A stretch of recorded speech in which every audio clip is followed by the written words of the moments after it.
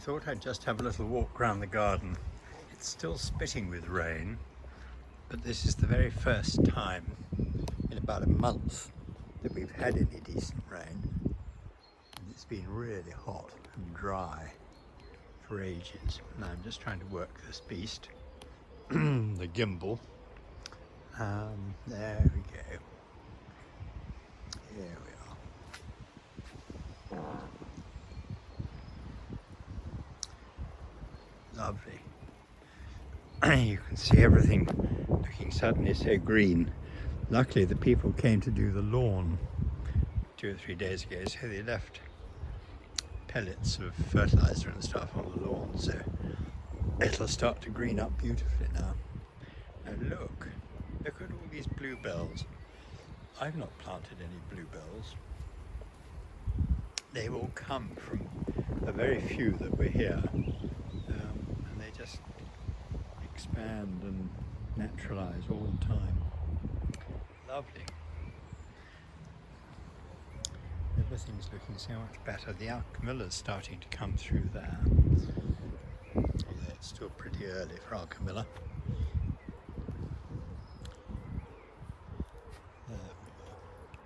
Now let's see. I'm learning how to work this gimbal. It's all looking really nice. Let's see. The new euphorbia are looking quite healthy, and the silver swan are looking all right. The bits in this bed are fine. Bits in the other beds, they're not quite so good. I think they caught the frost and the wind too much in the winter. Now the table, the altar table, is looking wonderful, and these are the plants that I was given by Curtin Nurseries. Very kind of them, because they can't sell any at the moment. They're distributing nurseries to all the gardens, nursery plants to all the gardens, and all you do is give them a donation, which I've just done. But isn't that nice? I'm not actually sure what's in there. I'll come back and have a good look a little later on. Some more bluebells down here under the hazel. There we are.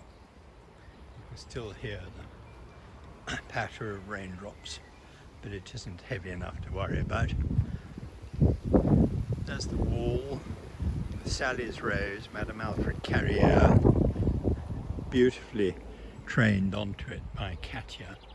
There's the little sign which says Sally's Rose down there. And in fact the rose came from Robin and Chrissy's garden. They hadn't got room for it, so it does terribly well there. This one over here is a Banksian, a white Banksian, planted in honour of Kate. So there are various things, as we know, in this garden, named for people who have gone. There's Lady Margaret Merrill, one of my favourite roses, and the euphorbia is looking quite well. This is the bed that hasn't done at all well. The cold and the wet has done for several of the plants I put in there, including the silver swan euphorbias, and I'm going to have to fill them out with something else, but we'll come to that later. The new euphorbia, the Wolfenii, are doing fine. They were planted in the spring. This is looking all right.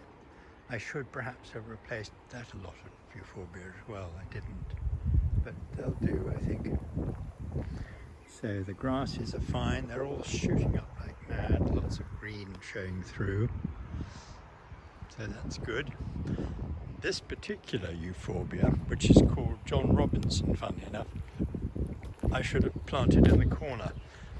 There is something in the corner. There are some verbena, but I really ought to reverse those, and I might actually see if we could get them moved before too long.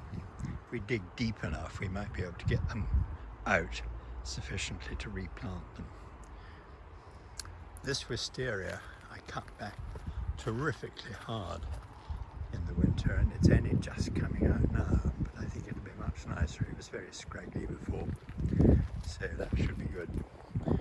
There are the roses, all beautifully trained by Katya on the wall. They're lovely.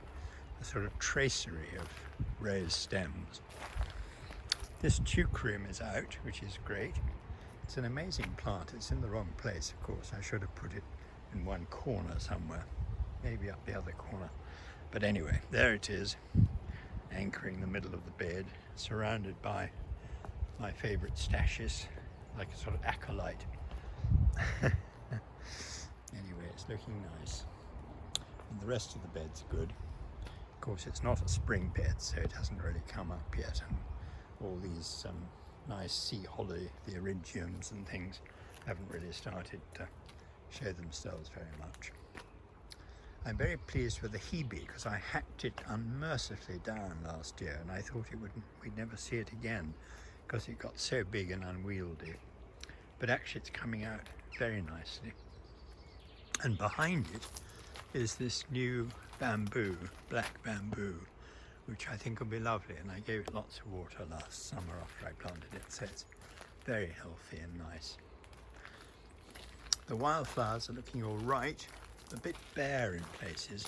I might have to replant some stuff here. I'll see what comes up.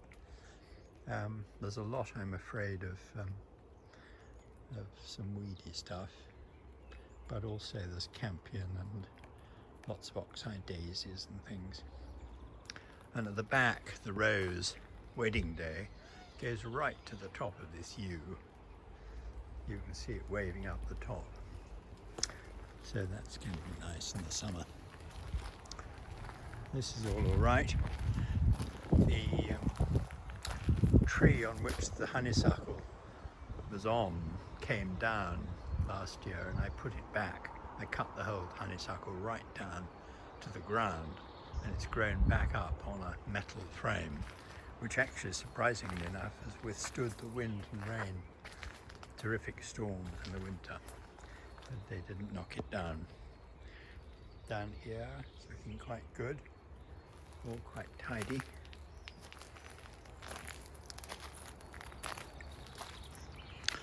And then there's the orchard, which has looked so wonderful this spring, better than I've ever seen it before. The blossom has looked good, although we had a couple of late frosts, and I don't yet know whether the fruit survived or will have survived, but we'll see. And this damson tree, I was listening to Gardener's World the other night, and they were saying how long it took for damsons to bear fruit, sometimes as much as 60 years. Now this one, luckily, bore fruit hardly last year or the year before, but it bore fruit quite a lot 3 or 4 years ago, and I made some jam. So I'm hoping very much we'll get some this year as well. All the other trees are looking really well. Some of them have still got their blossom on. So I'm really pleased with the orchard. It's got a totally different atmosphere to the rest of the garden, of course. And all these trees are going to throw lots of nice shade. And it'll be a lovely place to walk come the summer, when it's too hot outside. Difficult to imagine, but it could be. This Mirabelle is going to be fabulous. I hope for the first time it might produce the odd plum. This is Lucy's tree, of course. It's going to be the biggest tree in the garden when it's finished growing, but not for quite a while. And there's a pear, the only unnamed tree, along with the quince through that. So that was looking beautiful. A week or so ago, the blossom was very powerful. There we are, there's the orchard. And there are the grasses. Now I'm making a mess of controlling this chap. Let's see if I can get it. There we are, look at that. Grass is looking good. Euphorbia mercenites is always looking fascinating down there. People can't quite believe it. And the view over the wall is as lovely as ever, even with the light rain falling. So there we are. It's so nice to see it all watered for a change, and not me having to go around with the hose.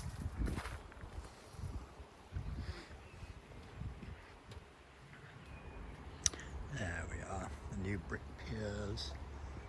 They so good. The grass is looking nice. Gosh, it's coming smooth and beautiful already.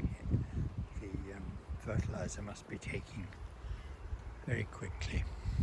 The bench is still a very strong colour and needs to weather in. We need some more of this sort of rain. Here's the quince looking beautiful. That's going to be lovely this year, and very soon the flowers will come out. Gorgeous, delicate pink flowers. So there we are. There's probably not much more to look at.